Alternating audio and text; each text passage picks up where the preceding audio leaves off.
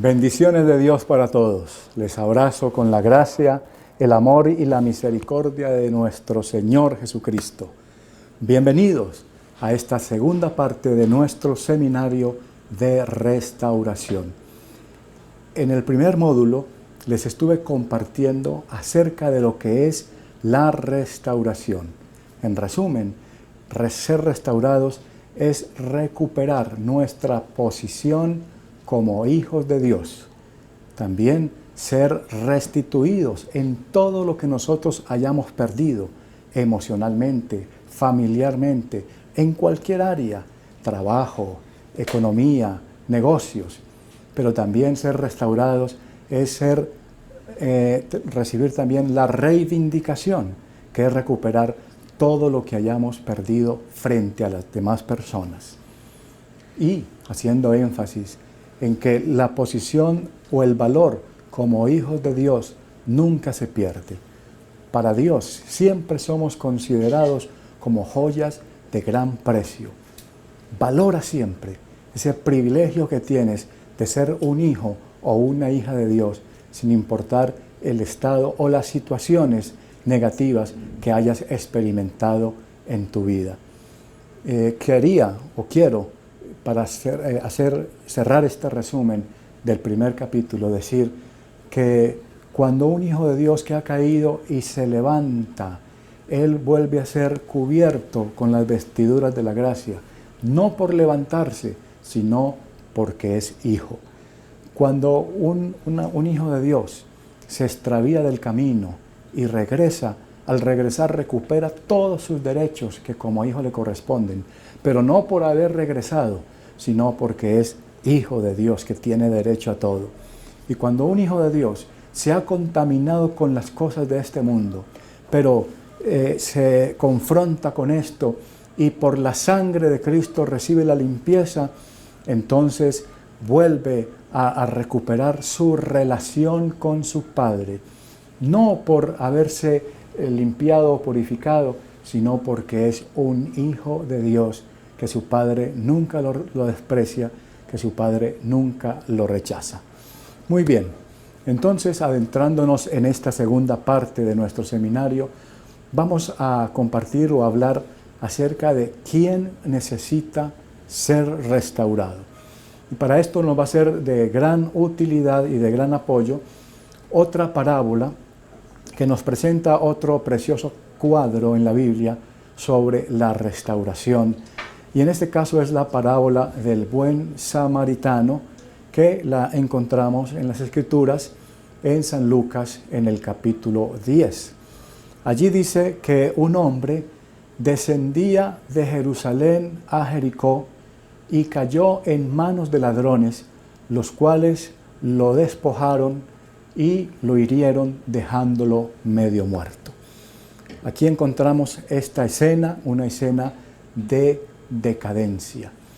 Las personas que necesitan ser restauradas son precisamente aquellas que tienen alguna herida por situaciones de la vida. En el caso que nos presenta el texto dice que este hombre, estando en Jerusalén, descendió a Jericó. Y allí empezamos a entender por qué las personas, como tú o como yo, llegamos a un estado en nuestras vidas en los cuales lo perdemos todo. Precisamente, dentro de esa manera alegórica como afrontamos la Biblia, entendemos como Jerusalén la plenitud de Dios, pero Jericó lo entendemos como el distanciamiento de las cosas de Dios. Jerusalén es una vida espiritual, Jericó es una vida carnal. Entonces, cuando abandonamos esa posición espiritual y asumimos posiciones carnales, esa decadencia nos hace vulnerables para que perdamos, para que seamos despojados y para que quedemos tirados en el camino, heridos y medio muertos. Al respecto, es muy importante hacer alusión también a otro texto, igualmente en el Evangelio de San Lucas, en el capítulo 2, en el verso 41, Dice que cuando Jesús era niño, sus padres iban con él todos los años a la fiesta de la Pascua en Jerusalén. Pero cuando pasaron 12 años, subieron a Jerusalén conforme a la costumbre. Entonces, una cosa, hermanos, es estar en Jerusalén en la fiesta, en niveles altos de espiritualidad, de consagración, de oración, de temor de Dios, de obediencia, de disfrutar, de valorar la presencia de Dios, las cosas de Dios en nuestras vidas. Y otra cosa es descender a Jericó, a asumir la relación con Dios como un compromiso religioso, como un costumbrismo.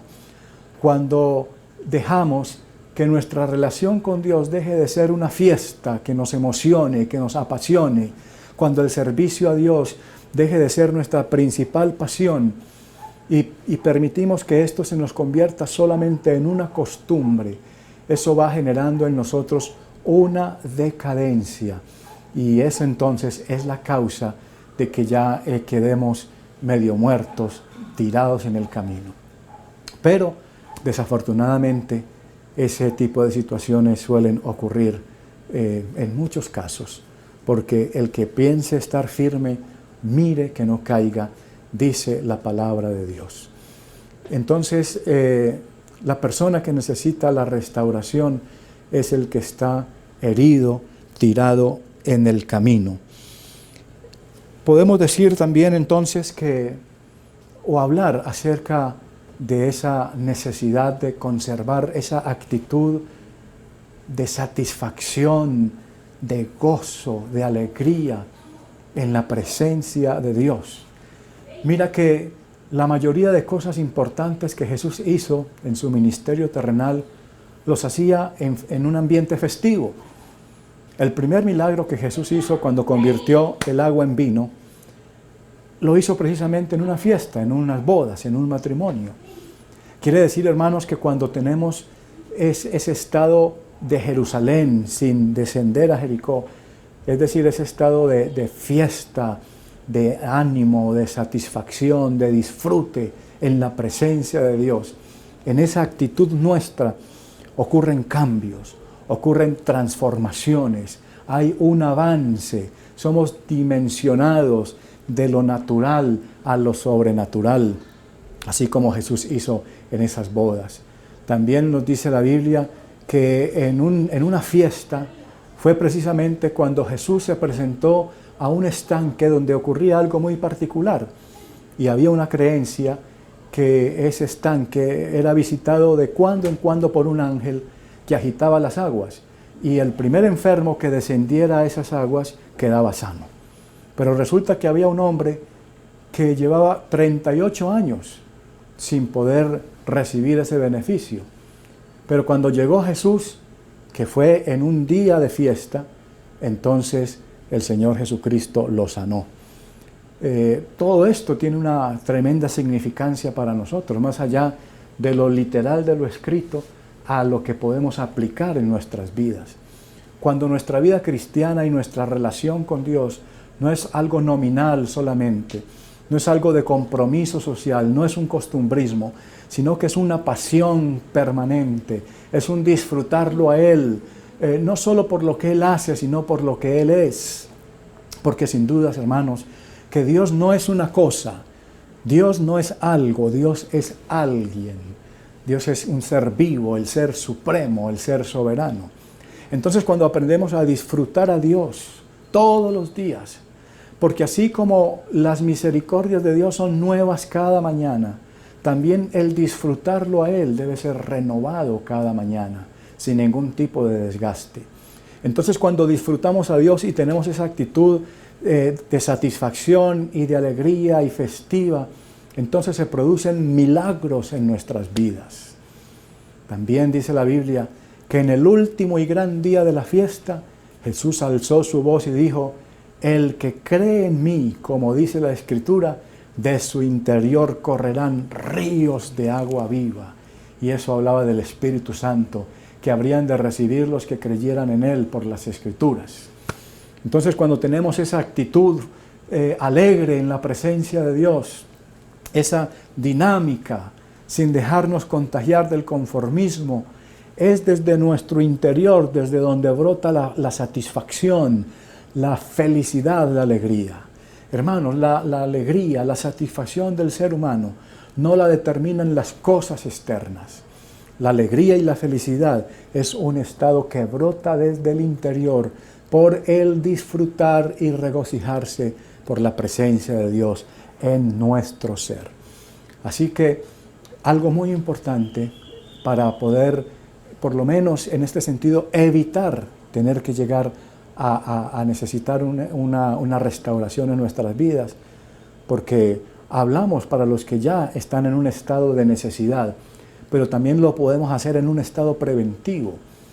Es probable que algunos de nuestros queridos amigos o amigas que están siguiendo este seminario tal vez no estén en una necesidad de ser restaurados, están en una buena posición delante de Dios.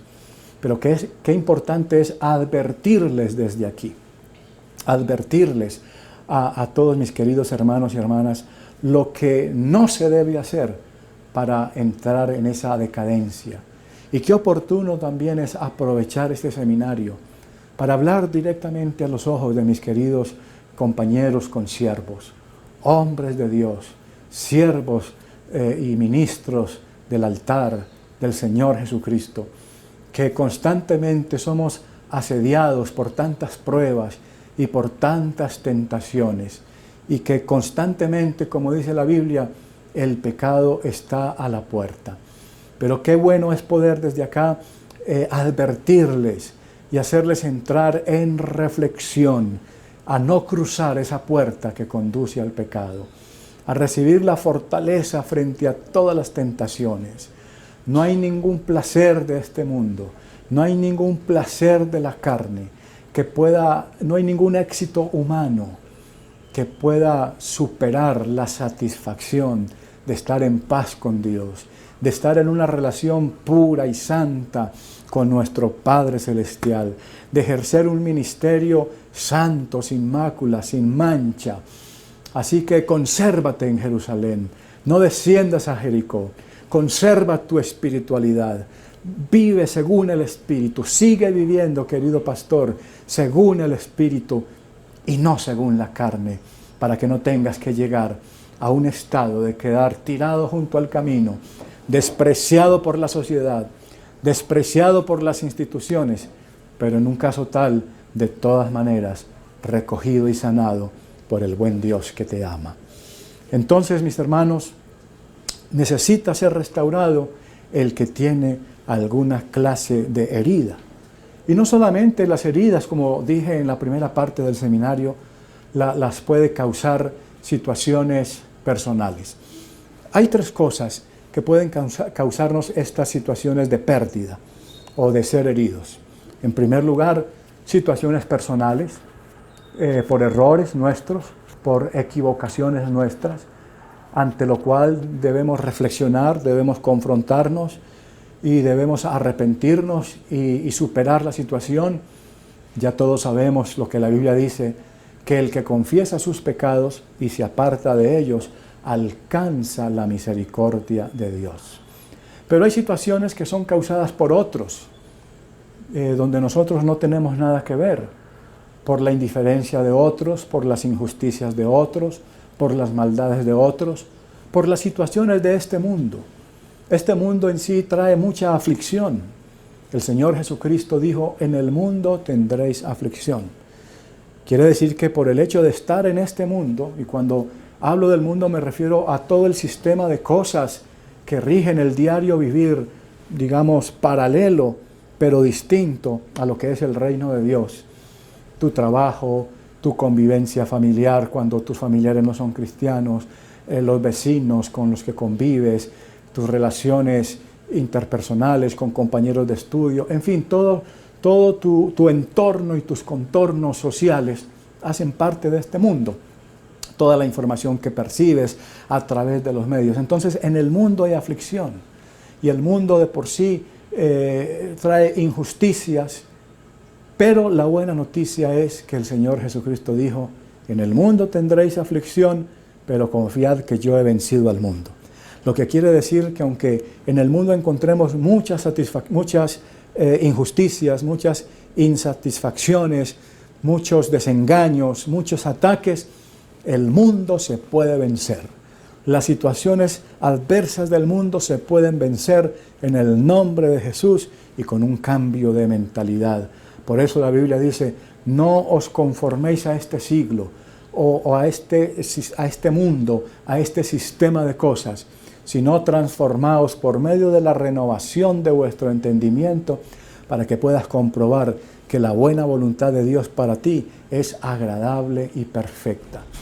Y en tercer lugar, también hay que decir que hay situaciones adversas o de pérdida que nosotros nos vemos afectados. Muchas veces no es por culpa nuestra, muchas veces no es ni siquiera por culpa del ambiente, del sistema del mundo, sino por culpa del enemigo de los seres humanos, que es Satanás, el diablo. Entonces el diablo también influye, interfiere muchas veces para causarnos daño, para causarnos pérdida, para causarnos aflicciones.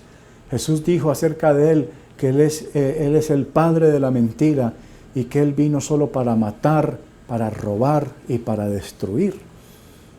Entonces, hermanos, cuando las situaciones adversas que estamos experimentando son causadas por nosotros mismos, la solución es arrepentirnos y cambiar de rumbo. Cuando es causado por las cosas de este mundo, lo enfrentamos y lo vencemos con un cambio de mentalidad en el nombre de Jesús. Pero cuando los ataques que tenemos, las pérdidas que experimentamos, las situaciones que nos causan heridas o dolor son causadas por el mismo diablo, la única manera de ser librados del diablo y de todas sus obras es como nos lo enseñó el Señor Jesucristo, como lo hizo Él. Después de que el Señor Jesucristo estuvo 40 días en ayuno en el desierto, dice la Biblia, vino el diablo para tentarle y le mostró todos los reinos del mundo y le dijo, todo esto te daré y la gloria de ellos si postrado me adorares. ¿Cuál fue la manera como Jesús enfrentó este ataque? Jesús le dijo, escrito está, al Señor tu Dios adorarás y a Él solo servirás.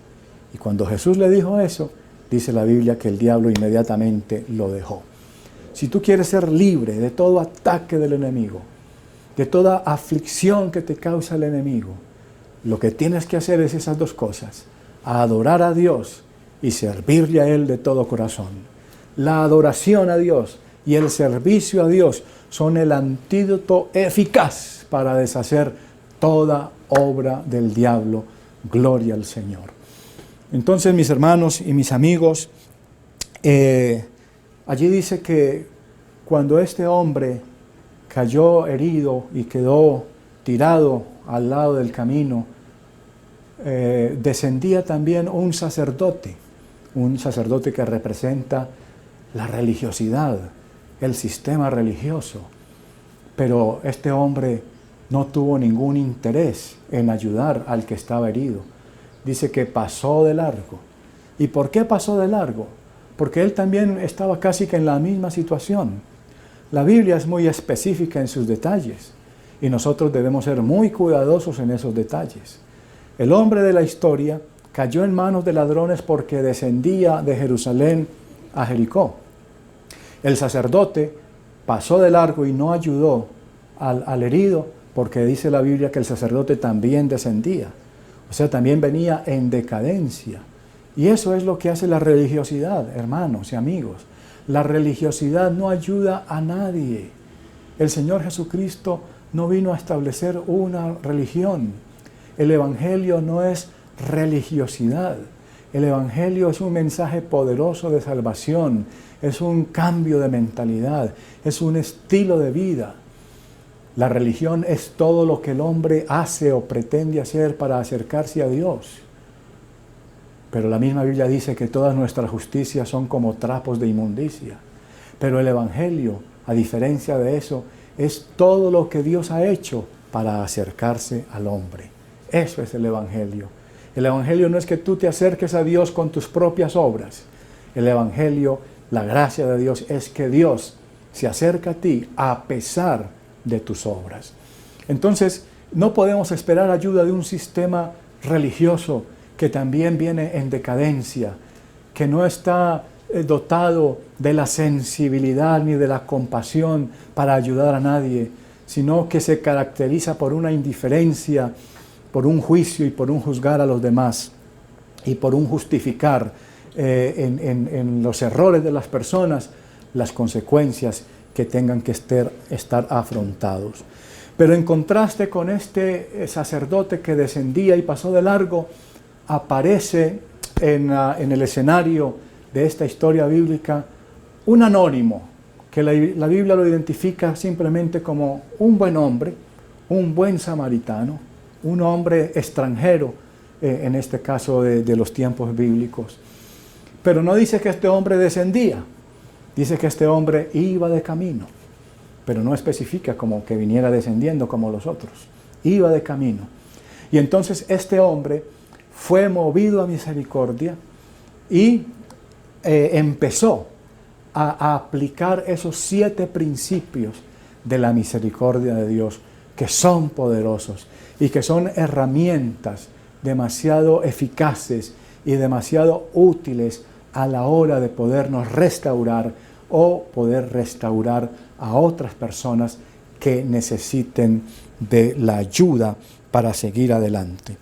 Entonces, mis hermanos, mis amigos, como les decía ahora, se necesita tener una actitud dispuesta, festiva y abierta para recibir la ayuda de Dios.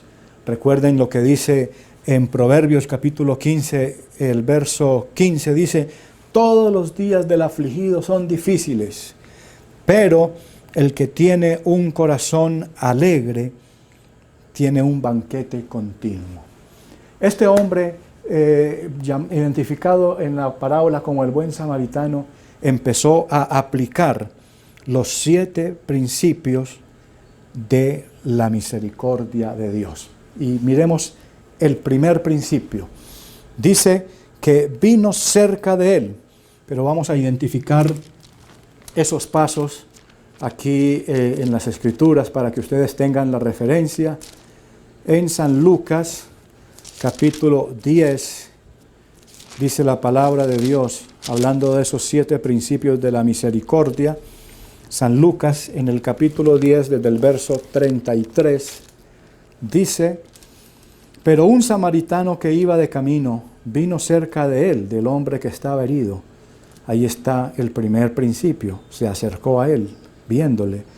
Segundo principio, fue movido a misericordia, y acercándose vendó sus heridas. Número 3, echándoles aceite y vino. Número 4, lo puso en su cabalgadura. Número 5, lo llevó al mesón y cuidó de él. Amén. Número 6, sacó 2 denarios y los dio al mesonero y le dijo: cuídamele y todo lo que gastes de más, yo te lo pagaré cuando regreses.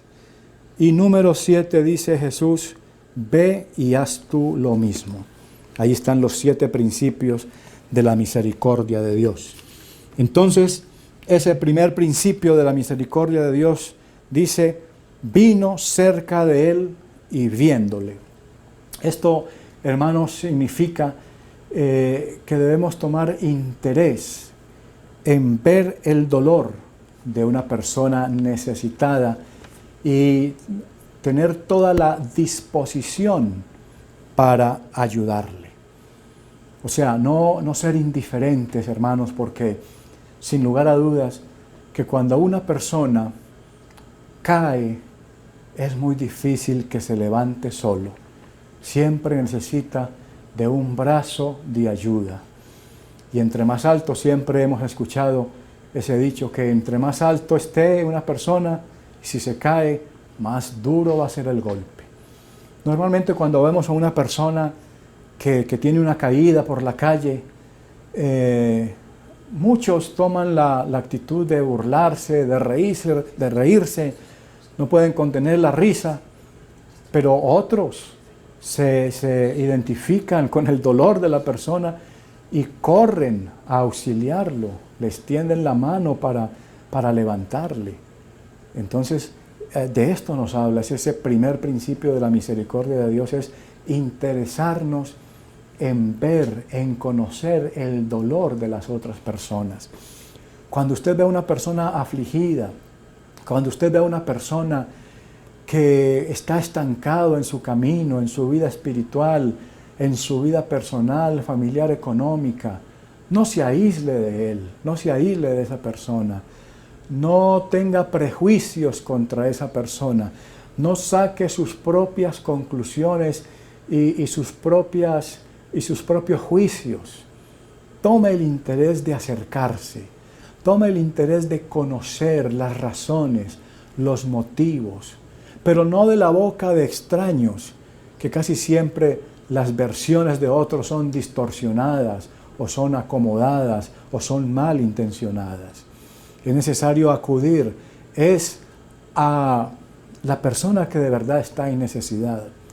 Usted se imagina, aunque esto no ocurrió, pero usted se imagina si en esta parábola del buen samaritano, ese hombre que iba de camino, vio a la persona herida tirada allí en el piso, y en vez de acercarse para ayudar, se hubiera puesto a preguntarle al sacerdote, bueno, ¿y qué le pasó a esa persona? ¿Por qué está herida? Tal vez ese sacerdote hubiera sacado sus propias conclusiones basado en sus prejuicios y en su legalismo. Pero no. Este buen samaritano se acercó directamente al necesitado, se interesó en él, se interesó en saber por qué estaba en esas condiciones, pero no tanto en el por qué. No era su intención indagar cuáles eran las razones por las cuales él estaba en esa condición. Más que todo su interés era buscar la manera de ayudarlo, sin importar por qué llegó a caer en esa situación. Entonces, ese es el primer principio de la misericordia, acercarnos a donde está el herido y verlo, interesarnos en saber cómo podemos ayudar. Y así, hermanos, como en la parábola, en tu vida, Dios también permitirá que cerca de tu camino llegue algún buen samaritano. Seguramente no con una investidura sacerdotal o religiosa o institucional. Puede ser un anónimo, puede ser un desconocido, puede ser un extraño, o puede ser alguien cercano, o puede ser alguien conocido, o puede ser alguien que esté viviendo bajo el amor de Dios, porque tampoco el pertenecer a una institución religiosa anula o impide, ni mucho menos, que en esa persona se puedan desarrollar las virtudes cristianas. Todo lo contrario, es allí donde se desarrollan las virtudes cristianas. Entonces Dios va a permitir que a tu vida lleguen personas, te va a conectar, Dios va a permitir que haya personas que se interesen en tu necesidad y que se interesen en ayudarte y que se interesen en levantarte, en acompañarte, en restaurarte para que tú puedas ser sanado de todas tus heridas y puedas alzar vuelo y continuar con el ritmo de tu vida. Dios hará pasar por tu camino un buen samaritano. Si tú estás en un estado de decadencia, de tristeza, de soledad, de depresión, de escasez, de enfermedad, ese no es tu estado definitivo. Tú no vas a estar así para siempre, porque la Biblia dice que Dios no desecha para siempre y Dios no se olvida para siempre. Hay 3 fuentes de provisión de Dios y para eso hacemos conexión entonces con otro personaje bíblico llamado el profeta Elías. Ese hombre en un estado también depresivo, donde estaba escondido, temeroso, sin nadie a su favor, sin nadie pues como dispuesto a ayudarle. Dios le abrió 3 fuentes de provisión que sin duda alguna que Dios también las hará contigo o con cualquier persona que esté en este estado de necesidad. Lo primero que Dios hizo fue enviarle el alimento a través de una viuda que lo que la caracterizaba a ella era la escasez, es decir, no tenía casi nada para comer. Lo único que tenía era un puñadito de harina y un poquito de aceite. Pero esa viuda fue movida a misericordia para que desde su propia escasez supliera la necesidad del siervo de Dios. Ella no tenía abundancia en su casa. Si comían esa mañana esa tortica, comían y ya no había más comida. Y lo que ella presumía es que iba a morir de hambre junto con su pequeño hijo. Pero Dios usó la escasez de esta mujer para ser fuente de provisión. En este caso, para el profeta. En este caso, esa viuda fue ese buen samaritano. Asimismo, yo puedo decirte que aunque tú estás en un estado ahora donde no sientes fuerzas para nada, donde no sientes ánimo para nada, una primera tarea de esta segunda parte, en la primera parte del seminario hicimos algunas tareas y espero que tú las hayas cumplido. Pero en esta segunda parte, una primera tarea o reto u oportunidad que tú tienes es buscar la manera de ayudar a alguien. Tal vez tú estés en peor estado o condición de aquella persona a quien quieras ayudar, pero de tu propia escasez, de tu propia necesidad, Dios va a suplir provisión, ayuda y fortaleza para otros. Tú puedes decirme que estoy loco, que soy demasiado atrevido en esperar que tú hagas eso. Tú puedes decir, yo no tengo fuerzas, yo no tengo ánimo, yo no tengo nada para dar, yo no estoy en condiciones de ayudar a nadie. Pero no te fíes en tu propia situación. La Biblia dice, bienaventurado el hombre que tiene en Dios sus fuerzas. Bienaventurada la mujer que tiene no en sí misma sus fuerzas, sino en Dios. Atravesando el valle de lágrimas, lo convierten en fuentes de aguas para llenar los estanques. Tus lágrimas pueden ser la fuente de bendiciones para otros que tienen necesidad. Dios te puede usar desde tu propia necesidad para ayudar a levantar a otros. Y de esa manera tú también te vas ejercitando en aplicar los principios de la misericordia de Dios.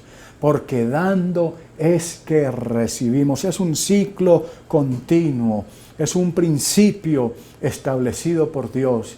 Que de lo que damos, de eso también recibimos. Así que saca fuerzas en Dios. Recuerda una vez más el texto de Isaías. Él da esfuerzo al cansado y multiplica las fuerzas al que no tiene ningunas. Así que tú tal vez no tienes ninguna fuerza ahora, ningún ánimo, ninguna voluntad, pero Dios te va a dar esas fuerzas y tú te vas a levantar y vas a ayudar a alguien. Quizás tú estás más necesitado que esa persona, pero Dios te va a usar desde tu propia necesidad para restaurar a muchos. Y de esa manera Dios también permitirá que alguien, que algún buen samaritano se acerque. No quizás con las dignidades religiosas, tal vez desprovisto de todo eso, pero dotado con la misericordia necesaria para ayudarte a sanar tus heridas, para invertir en ti todo lo que necesites y que tú puedas seguir adelante en tu diario caminar. Gloria al Señor. En segundo lugar, el segundo principio de la misericordia de Dios dice que fue movido a misericordia. Este buen samaritano fue movido a misericordia. Qué interesante expresión. Esto nos da a entender como estar en un lugar y ser movido a otro sitio. Esto nos habla entonces de un cambio de mentalidad, un cambio de actitud. Ser movido a misericordia es ser movido de equipo y ser movido para el equipo ganador, porque la Biblia dice que la misericordia triunfa sobre el juicio. Hay dos equipos, hay dos tipos de actitudes frente a las adversidades de esta vida. Tenemos todos un enemigo común que nos roba la felicidad, que nos roba la paz, circunstancias adversas. Pero hay dos equipos en los cuales podemos intervenir para enfrentar ese enemigo. Un equipo es el del juicio, el del legalismo, el que siempre está señalando y el que siempre está criticando. El que siempre está diciendo, mira, eso que te está ocurriendo es porque te lo mereces. Eso que te está ocurriendo es porque Dios te está castigando por tu mal proceder. Ese es el equipo del juicio, del legalismo. Pero está el equipo de la misericordia, el que ve siempre una oportunidad en Dios, el que ve una nueva posibilidad de parte del Señor, el que cree en la verdad, pero sostiene esa verdad con amor, con misericordia y con gracia. Pues bien, te recomiendo que te pases al equipo de la misericordia, porque ese es el que gana el juego. La misericordia triunfa sobre el juicio. Entonces, ser movido a misericordia es un cambio de mentalidad frente a las leyes que rigen este mundo. Este mundo está regido por 3 leyes, que de parte de Dios son las únicas 3 leyes que se nos está permitido quebrantar. Una es la ley de la religiosidad, que juzga y condena según las tradiciones y doctrinas y mandamientos de los hombres. Esa ley hay que quebrantarla. Número 2, la ley de la sociedad, que rechaza y discrimina por los preceptos y por las influencias y las apariencias de este mundo.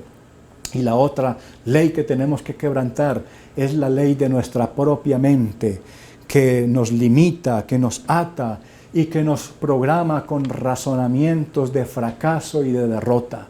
Pero esas leyes de religiosidad, de la sociedad y de la mente debemos quebrantarlas, debemos cambiarlas, tenemos que tener un cambio de actitud, tener un cambio de mentalidad, es decir, tener misericordia también para con nosotros mismos.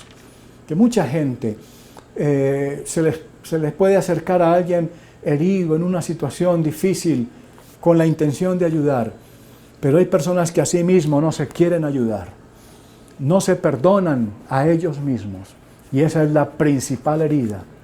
La principal herida es cuando nosotros mismos no nos queremos sanar, cuando nosotros mismos no nos queremos levantar, cuando nosotros mismos no nos queremos perdonar. Así que tú también tienes que cambiar tu mentalidad con relación a ti mismo. Tienes que aprender a tener misericordia de ti mismo y perdonarte a ti mismo para que la gloria y la bendición de Dios puedan llegar sobre tu vida. El tercer principio de la misericordia dice, vendó sus heridas echándoles aceite y vino. Eso es bastante importante, hermanos y amigos, analizar muy bien ese acto. Dice, vendó sus heridas echándoles aceite y vino. Es decir, que la intención de este buen samaritano no era solamente cubrir la herida con pañitos de agua tibia, como por resolver por el momento. La intención de él era sanar la herida. Y eso es lo que verdaderamente se necesita. Cuando vamos a ayudar a alguien, debemos hacerlo con la intención de sanar, no solamente con la intención de aparentar que estamos ayudando. Hay quienes solo colocan pañitos de agua tibia. Hay gente que se justifica a sí mismo diciendo, bueno, yo estoy orando por esa persona, pero dejamos que la persona solita solucione su problema. Hay quienes se justifican diciendo, bueno, yo le advertí, yo le aconsejé, pero no me hizo caso. Eso tampoco, hermanos, es la solución. No es con pañitos de agua tibia. Se necesita de verdad tener la intención de sanar, de curar las heridas. Y esto fue lo que hizo el buen samaritano.